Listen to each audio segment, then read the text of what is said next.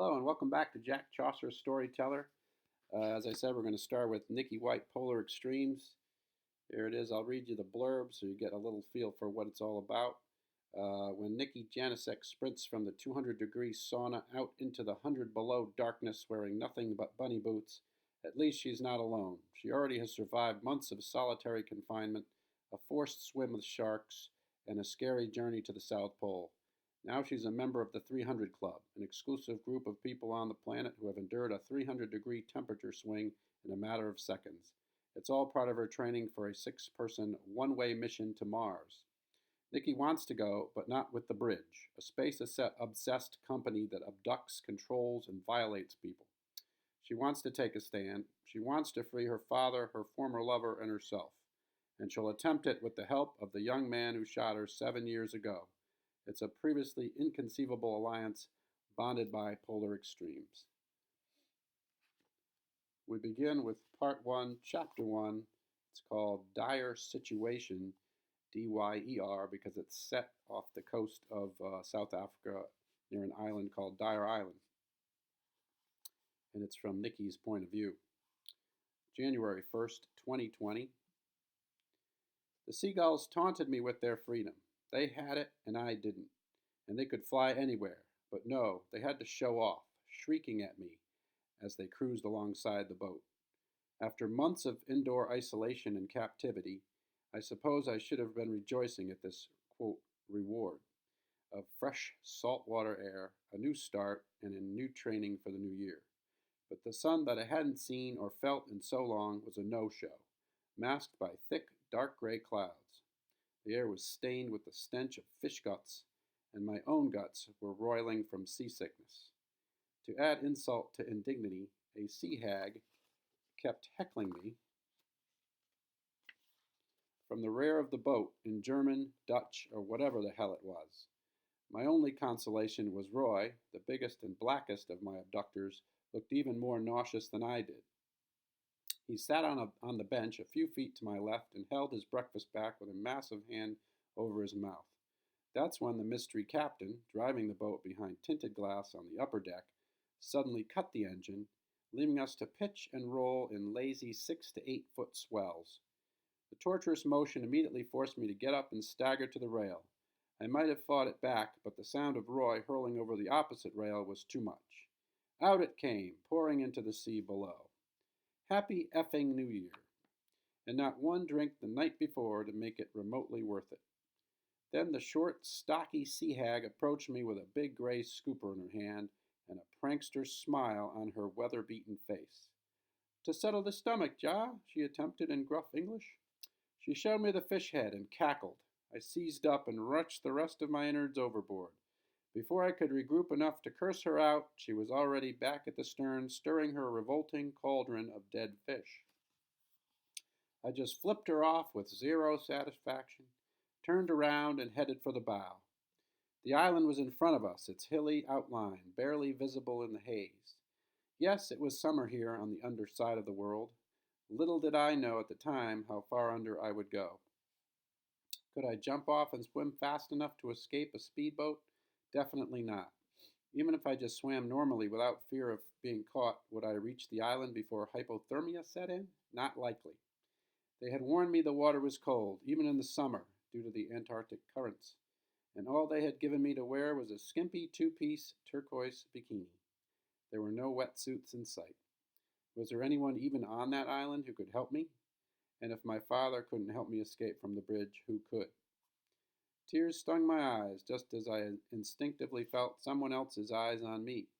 I turned to look up at the second deck, and there he was, Dr. Peter Van Wooten, smiling down at me. The rage took a second to fully engulf me, but then came his predictable wink, setting me off like a bomb. You! Where's my father? What did you do with Bill? Where's Adam and Max? Why are you driving me around on this boat? But he just kept smiling, and the next thing I felt was a hard shove from behind, and nothing hard beneath my bare feet. The sea hag had bull rushed me overboard. Her laugh suddenly silenced when I belly flopped into the ocean. I got my mouth above water and screamed from the pain, not from my collarbone, that had fully healed since Hurricane Felicia, but because that's how frigid the water felt. As I forced my shocked limbs to swim back toward the bow, the engine kicked on and the boat whipped around. It began moving away from me, so now I was chasing the stern, and Peter had climbed down the rear ladder and joined the hag, both clearly amused by my predicament. With no wetsuit, I knew I wouldn't last long in this water before hypothermia set in. The island was too far away. I had to catch the boat, no matter how much it killed me to swim toward these assholes.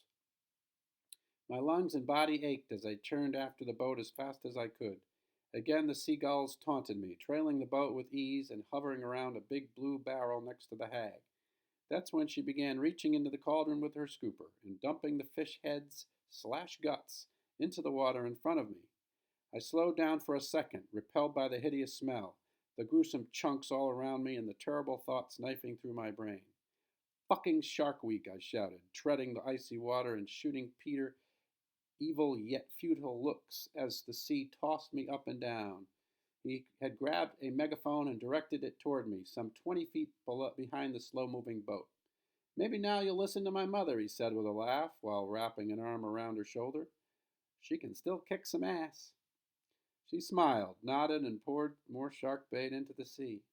"Nothing like starting the new decade off with a nice, brisk swim, eh, Nicky?" Peter ribbed me into his megaphone. "But I'd advise you to pick up your pace and get back on deck as soon as possible." I swore at him through gulps of water, gagging and crashing through the waves as I resumed my ragged and desperate pursuit of the boat. Then I heard the hag cry out, "Shark!" She didn't need a megaphone. I heard her well enough for the paralyzing chill to rip through me, and I'm sure she was only too happy to shriek that word in my language. My response was to scream like a banshee until I realized maybe I better not draw any more attention to myself beyond flailing and splashing. Then my drenched eyes locked on the massive gray fin, and I froze in the water, my teeth chattering as a wave crashed over me.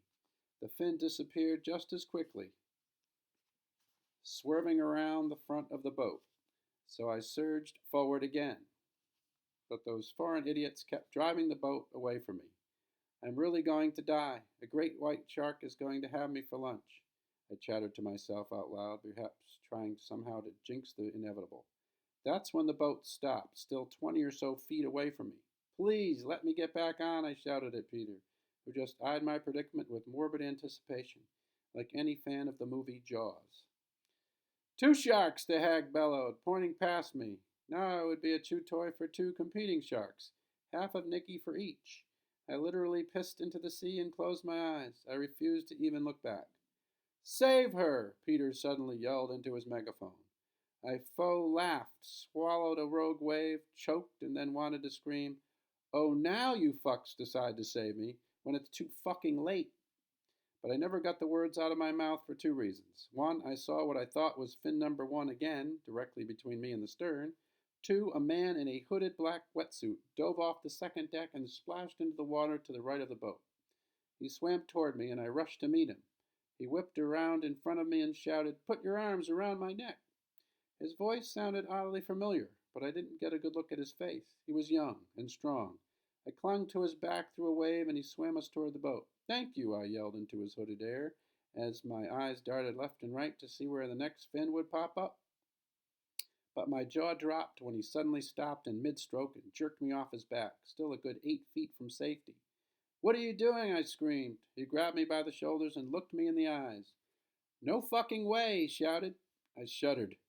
But how was all I could stutter before I pushed away from his grasp and dove underneath the water. The cold didn't even bother me anymore. I just dove and dove, ready to die, either by shark or lack of oxygen. I was done with this world. However, the sight of a great white shark underwater, maybe 15 feet away, made me change my mind in a frozen heartbeat. I shot back up to the surface and swam for the stern with whatever energy I had left.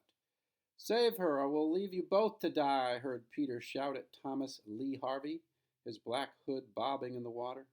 The boat had moved slightly further away from us while I was under. It was too late anyway. One of the sharks circled us both on his menu, mercifully choosing Thomas as the appetizer. Yet Thomas refused to be lunch.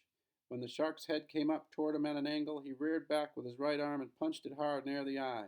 That caused the shark to swerve sharply away from us, enough so that I exploded toward the boat, thrashing violently until I reached the outstretched hand of our tormentor, Peter. "That a girl," he had the gall to say as he yanked me up with ease and placed my hypothermia-ruined body on the lower deck. At least I was still in one piece, I marveled to myself. Peter tossed a warm blanket over my quasi-corpse and then shouted toward the water, "Great job, Tom! There's hope for you yet." "Fuck you," Thomas shot back, refusing Peter's attempt to assist him as he got back on board. "Hey, shut the hell up and get your ass back up here," Roy shouted down from the top deck. "This ain't some pussy prison." "No shit, I just punched out a shark." "A baby shark, really," Peter pointed out, extending his arms as the boat dipped between waves, "only about 3 meters long." Thomas shot him a homicidal stare, one I knew well. Peter just smiled, daring him to take a swing. Roy descended the ladder a few rungs and towered over both of them, but he glowered at Thomas. "Okay, thug, get back up there, or take your shot at a great black, and see how that goes down," Roy challenged him. "And I wouldn't call Roy a baby," Peter quipped. Thomas kept his mouth shut, started unzipping his wetsuit, and dripped his way up the ladder following Roy. Thankfully, he never looked down at me, still a miserable heap on the deck. Peter, on the other hand, flashed me his best anchorman smile and, of course, a wink. I hissed and pulled the blanket over my head. Thomas Lee Harvey, who should still be in prison on the other side of the world until 2039 for shooting me and Adam Upton because we derailed his plot to shoot up our New Hampshire high school, somehow had been reinserted into my real-life nightmare.